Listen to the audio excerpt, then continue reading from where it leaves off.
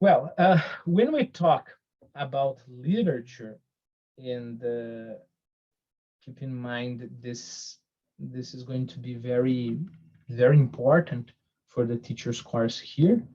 In all the credits we have literature. I mean, no, in 4 credits, didactics we don't touch literature so much, but in literature one, literature two, of course, but in language one and language two, of course, as well.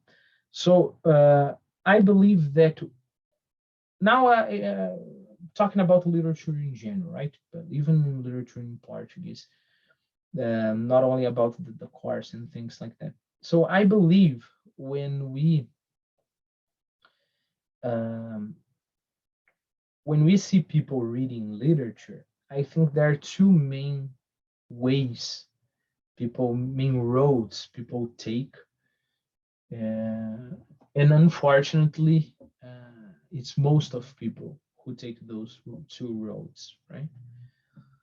The first one is a very scientific. No, let me change the order. The first one is this very relaxed, careless reading, aiming at pleasure, basically that, aiming at pleasure. So I don't know, I get home, I'm very tired, and then there is this book that caught my attention, and I'm going to read it, right? Uh, well, this is fun. This is very fun. This is very good. But the tendency is, if I'm not willing to make an effort, right? So remember, what is the relaxed behavior, relaxed posture? The relaxed posture is I will get, let's imagine here, Madame Bovary, right? So I will start reading Madame Bovary, and then there will be some complex paragraphs, and there will be some words I don't know, and then it's getting boring because, oh, come on, 4 pages describing this thing. I want some action. So I will just give up, right? Why? Because I'm not willing to make an effort. I'm not willing to fight for that. I'm not willing to take that as an activity I must perform. Oh, come on. I'm not working. In other words, people will say, no, I'm not working now, right? No, I just want to have fun, right? And then I will change my book. Okay. Then I will get, yes, I have one nice example here. I will get Clive Barker, you know, Clive Barker is not he's not a bad writer, this is one of his books. He writes action and horror books, he was the one who wrote Hellraiser. It became a series of movies that were very, very popular in the 80s, you know. So there will be some impressive scenes there, and I will get very happy with that, very relaxed, and say, wow, this is a great one. And then I'll get another one, another one that I don't have here that would be a bad book. All right. Uh, and but this bad book has a lot of things that attract my attention. That, and this is very important. Listen, that will appeal to the lower parts of myself. Okay. I'm just going to open a parenthesis to think about this concept. I hope I won't forget and go back to the example of relaxed reading. Lower parts of ourselves. Why why is classical music so rare? You know, it's just popular. I don't know, for because you have to say you like it, so you'll sound smart, right? So why is classical music so little admired? Because it's admired by a small portion of the population, and even in that small portion, we have a much smaller portion that really likes classical music. you know, because the other part of the small portion, as I told you, they want the respectability of liking classical music, right? So why classical music is here a little, you know, and the real admirers are here, and popular music is everywhere, you know, because popular music tends to appeal to the lower parts of ourselves. Uh, don't get me wrong. I'm not saying this is not nice. I'm not saying that, uh, you know, it's not because eating, you know, eating and sleeping is a lower part of myself that I don't like food and I don't like to sleep. Of course, I like those things. You can see by my side, by my size, that I like those things. But okay, that's good. But I recognize that there are higher parts of myself that need to be fed. They need food, right? So when I listen to popular music, keep in mind rhythm is the simplest part of music, right? Melody is higher, you know. Um, so when a music, when a song, for example, is full of rhythm, it will move my body, and of course, it will be much easier for me to like that, right? But if I follow that path, if I just think about my body, then I can go from bad to worse up to the moment I think just of my body, and then of course we end up in, I don't know, a sexual funk, right? If it's just a matter of your body, the best thing you can do, the best thing music can do, is to think about sex, and we just have to remember Anita to remember that this is actually where this kind of path leads you to, right? But again, I'm not saying that it's something to be completely avoided, you know, but there is a certain path, and we can't forget that we have higher aspects of our personality, right? How higher aspects of our life. And that's what classical music will feed, right? You will have this idea of harmony, much more abstract feelings, you know, things like that. But the problem is classical music demands work. You know, classical music demands work. Okay, uh, let's close what I told you about appeal, just the digression about appealing to the lower portions, lower parts of myself, and let's go back to entertainment literature. So, well, I read Clive Barker, and then there's another book that is really bad, but it knows how to appeal to the lower parts of myself. In literature, let me give you a very simple example. It's those books that start a question. Uh, okay, the I lost the thing turned on here.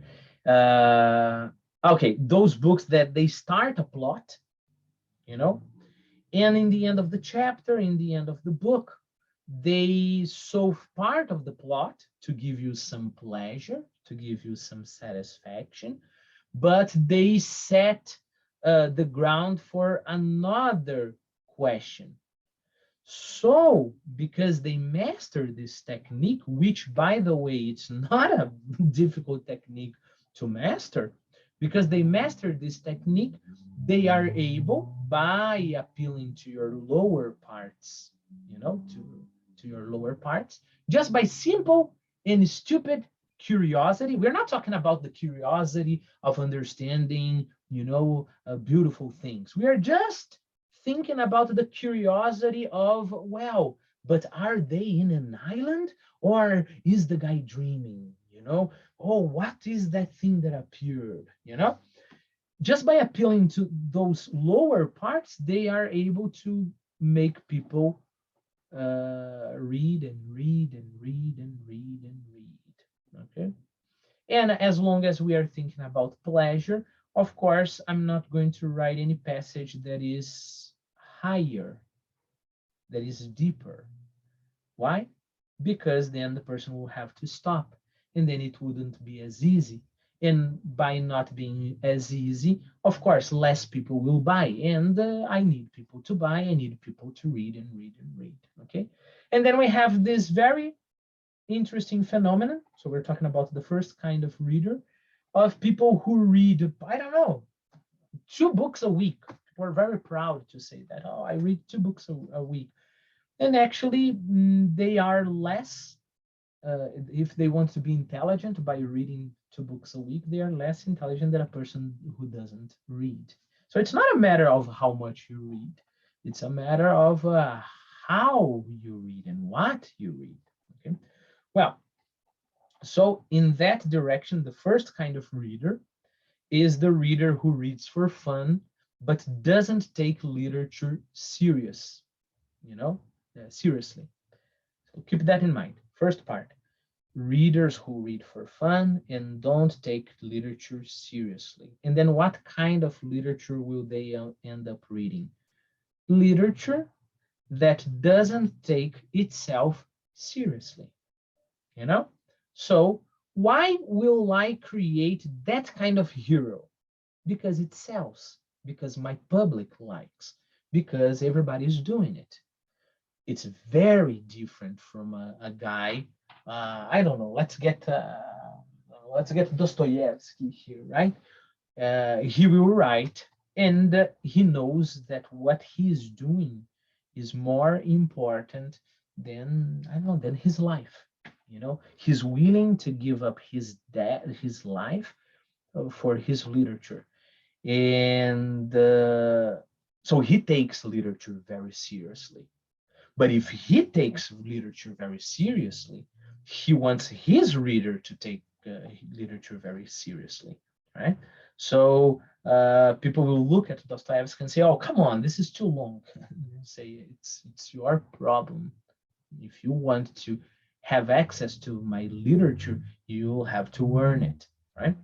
Okay, so first, people don't take literature seriously. They read authors who don't take literature seriously and don't understand what literature is.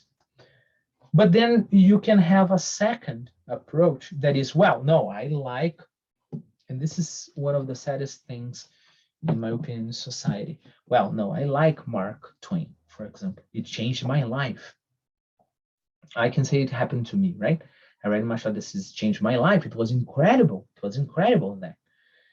Because remember, opening a parenthesis here, what real literature does, it gives you life. It gives you life. Literature is not the kind of thing that takes you out of reality. Literature is the kind of thing that gives you more reality. This is very, very important, you know? And by reality here, don't understand the realistic. So, for example, if you read The Lord of the Rings, you have, you have wizards, you have elves, you have all kinds of things. But because The Lord of the Rings is a serious book, it will make you live reality, you know? And then you may ask, but how so? Well, you will understand what is being noble, what is having courage, what is being afraid, what is having hope. You will understand. And that's not the thing in the book, all the hope in the book. This is not like a little game Tolkien created. No, the hope of the book, of that, of those characters who live in Middle Earth, that hope is the real hope, is the same hope you have as a person in real life. So that's what I mean when I say that literature makes you live more. Literature is life, And I always tell people, and in the videos I say it very frequently, that a person who reads, so let's imagine I am 25 and I read good books and I read books the right way. That person who is 25 will be, at the age of 25, the person will be 200, 400, 500 years old, because the person will have contact with lives that, even though they weren't his, they become his. Okay, but it's just a certain kind of reading that takes you there. So, for example, I have never been in a situation uh, where I killed a person. I've never killed a person, but I have read Crime and Punishment. And because I have read Crime and Punishment, I have lived, pretty well, pretty well. I have lived the experience of killing a person, the guilt, of killing a person. And this is what is incredible about literature. Maybe I understand in certain aspects, I understand more about the sensation, the experience of killing a person than somebody who actually killed a person. Why?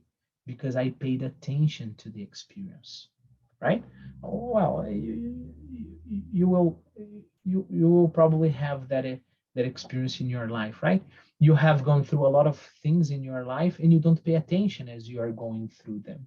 But one day, if you stop and think, well, what happened then? And then you start remembering and you start paying attention to the details and you start going back there, you see that that experience that seemed so fast and meaningless is now full of meaning, right? Uh, so you will see in that case that you will have recovered a part of your life. By the way, this is what Em Busca do Tempo Perdido by Proust, which is one of the 10 top books in the world, is about. It's about a guy who goes back his life and recovers, the time he has lost. So let's go back. Let's try, connecting all the points there.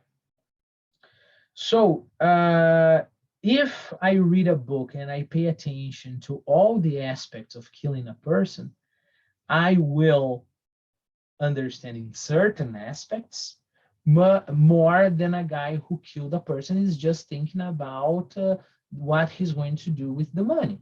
Imagine I killed a person and stole his money, so I'm thinking about the boat I'm going to buy, the I don't know, the trip I'm going to take, right? Because I didn't pay attention to my experience. Of course, I have the power to make that very meaningful because I actually killed the person if I'm the real guy, right? But if I don't pay attention, a guy who read the book will be more experienced, will have experienced more life than a person who has actually gone through it. Another very nice example for you to understand it, think about a person who has a beautiful garden. I have a beautiful garden. My parents are rich. And since I was born, I have this wonderful garden. Every time I open my window, there is this beautiful, wonderful garden, with all the colors, interacting with one another and the trees and etc. But that's so common for me that I never pay attention to it.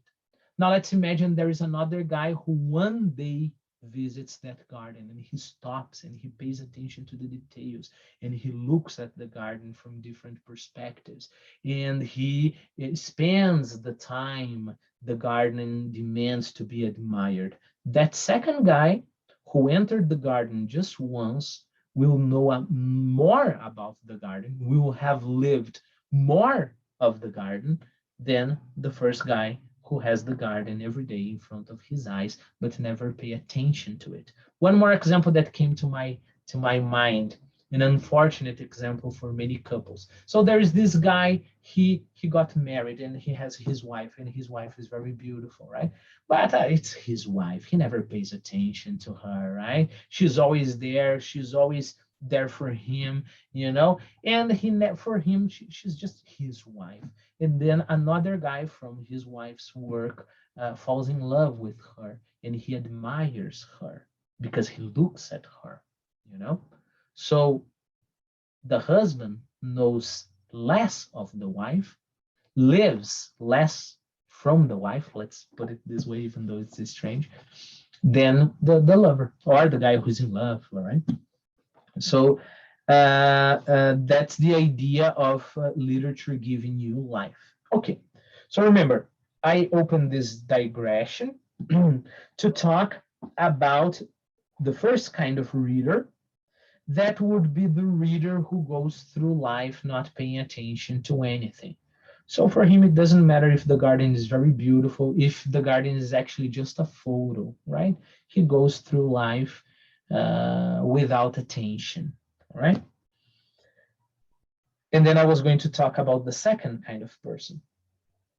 The second kind of person, by, let's say, a light from God, by luck, he has real contact with literature. And then he thinks, well, this is incredible. This is incredible. And again, the perception I told you, I have lived 2 years here. I have lived other lives, you know. I can be a wise man being 30, you know. And then the person thinks, this is what I want to do with my life, right? And then what does the person do? The person goes to college to study literature in college. And then the person starts studying aspects of the literature. So this life, so let's imagine Crime and Punishment, right? The life of a killer. So here's the life of a killer. This life of a killer, he will not experience anymore. He will dissect the life because the professional academic approach to literature is this idea of being professional. And think about it. What is it? What is being professional about? Being professional is about not getting involved. If I am professional with my students, I don't get involved with my students, right? The more I get involved with my students, the less professional I am. If just because I really like Peter, he's a fantastic guy, he's my pal, and I give him, I don't know, 100 on the exam, if I do that, I am too involved and I'm not being professional. Okay. Now, if I have a professional approach to literature, then everything is about data. Everything is about dissecting. Everything is about thinking about the mechanics of the literature. So you're not thinking about life anymore. You don't have that life. Remember, so I give you the life of the killer. Instead of living that life and getting involved, you start analyzing. Well, Dostoevsky wrote in the middle of the 19th century, and it reflects some currents of thoughts that were present at that moment, and then you're not talking about the guy, Raskolnikov is the name of the main character of Crime and Punishment, you know? You're not thinking about Raskolnikov's life anymore. You're not thinking about how it is like to kill a person. You are thinking about what Dostoevsky did to create this character, and this character could be compared to the other one, and etc., right? So you have those two ways of reading: the code, professional. I'm not saying this is not important, okay? But this is for, I think, 10%, 5%, maybe 2% of people who study literature should be doing that. We don't need a lot of people knowing how to dissect literature. We need a lot of people reading literature. So we have the code one and the relaxed, um, the relaxed one, the careless one, right? And of course, by this point, you already know where I'm aiming at, right? I'm aiming at the third way of reading literature, which in my opinion is the first way, right? That is getting personal, everything you, by now you have already inferred, right? So to get this idea through, this idea of how should we read literature, how should we read literature, I want to go back to this idea of no, let's make another comparison. Let's imagine literature is in my case, right, is a woman. Okay, it's my love life. Literature is my love life. Okay, literature is my love life. Compare that to the three ways of reading literature. First way, well, first way, I will have lots of literature. Okay, so if it's my love life, I'm going to have lots of women. but I will not care so much. If it's to work, well, I'll try to get another one. And the easier the woman, the best, the better for me. Easier, of course, I'm not saying that the woman is difficult and I don't need to seduce. A lot of guys like to seduce. But easier, I mean, well, if it's just a one night stand, well, this is the best. Okay? So think about this life. So I love women. Wow, I love women. So I go to clubs all the time. I don't think I don't even imagine getting to know the women I go out with. And then I have this life of not paying attention to the people, to the women who are around me, right? And then I I make out with one woman, with another woman, with another one. And then after I will go to my friends just as my student. Remember I told you, not she wouldn't brag, but a lot of people brag, right? Like, oh, I read 2 books a week.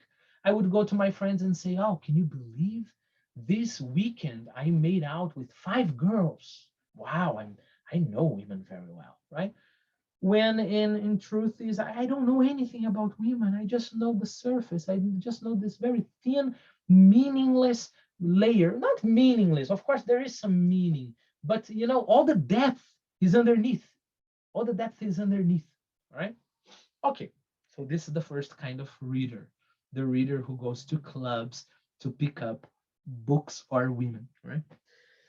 The second kind of reader or lover. So let's imagine I see this girl and I fall in love with her, right? And the name of this girl is Memórias Póstumas de Brás Cubas. Okay. So instead of spending a lot of time with this girl, I take the girl to the lab. I analyze her blood. I analyze the I don't know her skin. I analyze the structure of her cells. I analyze her DNA. I hire a psychologist to analyze her psychologically speaking. I hire a sociologist to tell in what kind of context, social context, she is inserted in, blah, blah, blah. This is the second kind of reader or lover. The third kind of lover. I love this woman. I'm going to spend as much time as I want with her. And I I don't have control. Think about it. I don't have control. This is another question, a question I haven't told you about. First kind of reading and first kind of lover, let's put it this way. The book or the women have to serve me because pleasure is all I want. All right. So why do I pick up a girl at a club? Because I want her to give me pleasure. And if I don't feel pleasure, I will pick up another girl. Why do I want to read books? Oh, because they make me feel good. All right. And if they don't make me feel good, I will start another one. Or I will read this one very fast so I can tell people I have read it and I haven't given up. Second kind, I have control over the book or the woman in the sense that they will they will give me the knowledge I want. So it's the same idea, but here I'm exploiting the book or the girl in order to get information and understand this stuff. But I ask the question, I have control over the experiments, and here I want to be served. What is the in the middle? In the middle, I give myself up to the book. I don't know if this book will make me think about sociology, philosophy, will make me think about my mother, will make me think about I don't know. I don't know. So when I go out with a person, so let's imagine now we're talking about the third lover, right? I want to give myself up and be influenced. And then we have this idea of time. With the first kind of people, it has to be very fast, one night stand, because I want a lot. I want a lot of pleasure. In the second kind, I decide exactly what kind of information and how much time it will take to make some experiments with the book or the woman. In the third kind, I don't know. I may start reading Memórias Póstumas, for example, and it may take me 5 days to read it. Or maybe there will be one part that I will start thinking and thinking and thinking, and it's as if the woman is talking to me, and I will listen and listen and listen, and it will take 5 years to read it, right? So that's, of course, is the correct way of reading literature.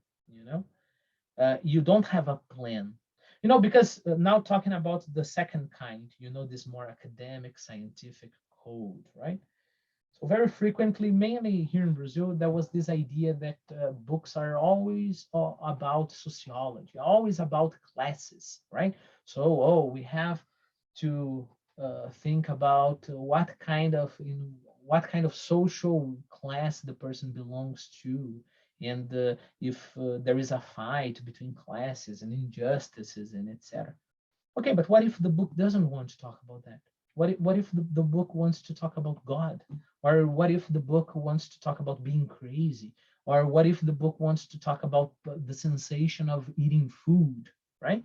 If I go scientifically to the book, I will have the questions. I will ask, book, I know you are about food, but sociologically speaking, about the fight between classes, for example, let's imagine this is my bias. What do you have to say? And I will have to force the book to say what I want, right? And in the other case, no, I don't have any previous uh, concept or pre-concept to go to the book. I don't know where the book will take me, you know?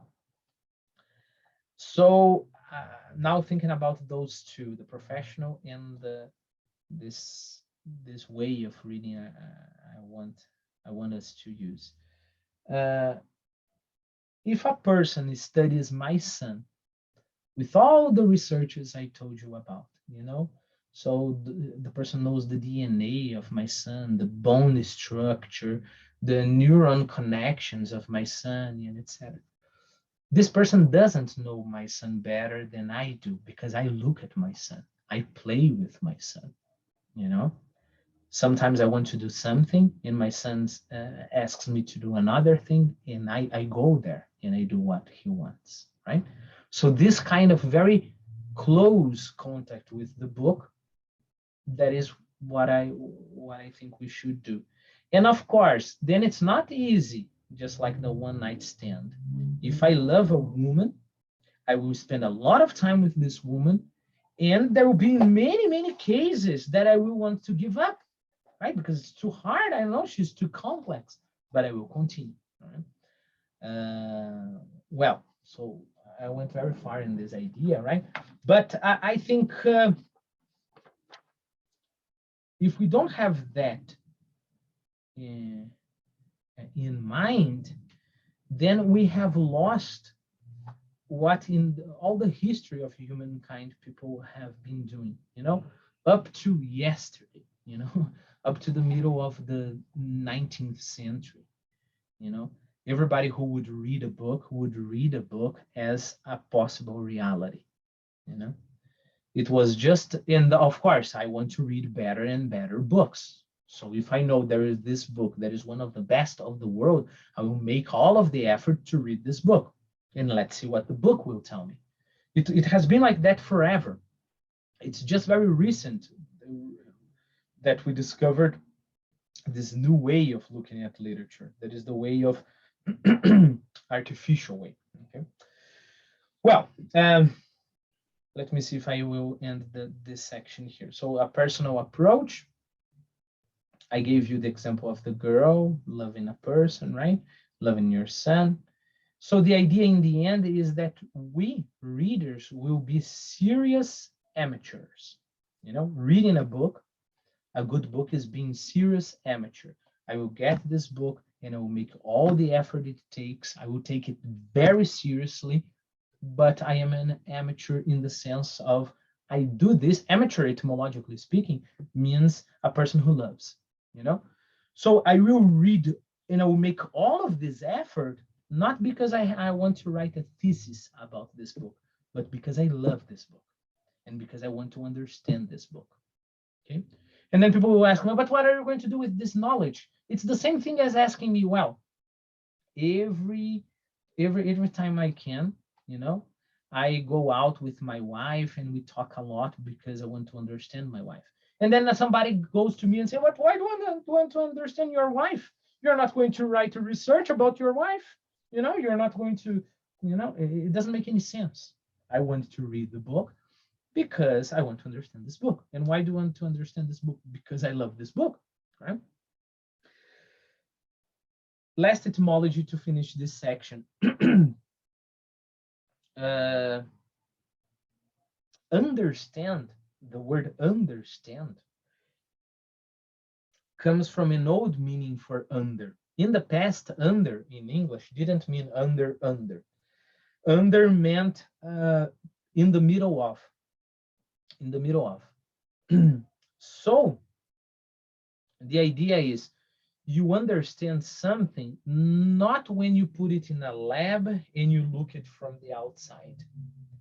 You understand something when you are in the middle of that thing. And if you are in the middle of that thing, then everything I told you follows, right? So I think that's what I had to say. I'm going to stop this video. In the next one, we're going to talk about something that is very interesting. That is this idea of passive and active imagination. Memory, passive imagination, and active imagination.